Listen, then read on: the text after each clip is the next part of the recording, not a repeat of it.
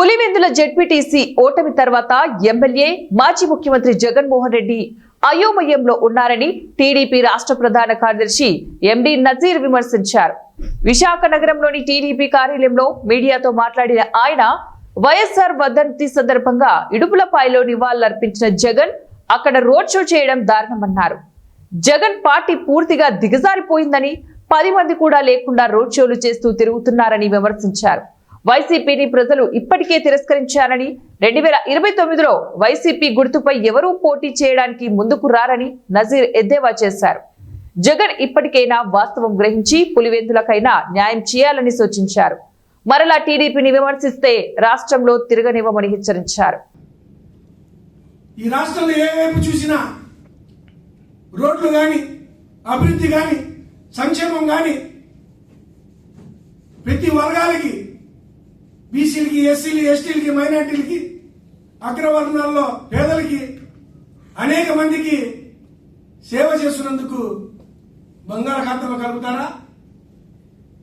దేనికోసం బంగాళాఖాతంలో?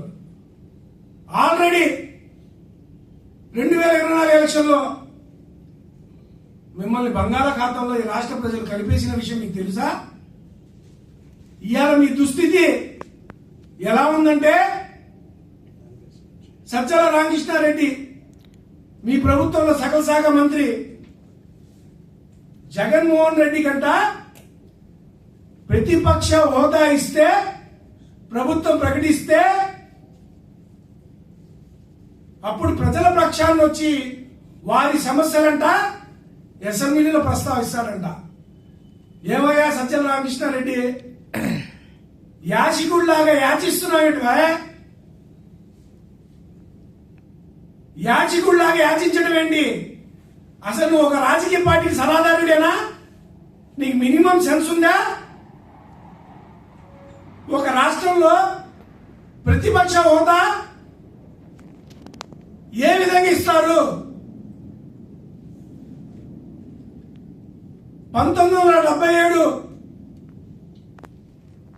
Opposition leader act, LOP, leader of opposition act అనే ఒక చట్టం 1977 నుంచి అమల్లో ఉంది. చట్టం నీ ఇంట్లో నా ఇంట్లో చేసింది కాదు, పార్లమెంట్లో చేసినాయి. చట్టం ఏం చెప్తుంది? ఏ రాష్ట్రంలో అసెంబ్లీ సీట్లు ఎన్ని ఉన్నాయో దాంట్లో 10% ఒక పార్టీకి వచ్చి ఉంటే ప్రతిపక్ష పార్టీకి ప్రతిపక్షం వదిలిస్తారు. మన రాష్ట్రం ఎన్ని సీట్లు అండి? 175 సీట్లు. ఎన్ని రావాలి? 18 సీట్లు రావాలి. నీకు ఎన్ని వచ్చినాయి? 11 సీట్లు వచ్చినాయి. నువ్వు ప్రతిపక్ష హోదా ఎలా అవుతావు? ప్రతిపక్ష పార్టీ అవుతావు. నువ్వు ప్రతిపక్ష పార్టీయే, కాంగ్రెస్ ప్రతిపక్ష పార్టీయే, సిపిఎం ప్రతిపక్ష పార్టీయే, సిపిఐ ప్రతిపక్ష పార్టీయే, లోక్సత్తా ప్రతిపక్ష పార్టీ. కూటమిలో జనసేన బీజేపీ ఉంది కాబట్టి మేమంతా ఒకటి. నీ ప్రతిపక్ష హోదా లేదు,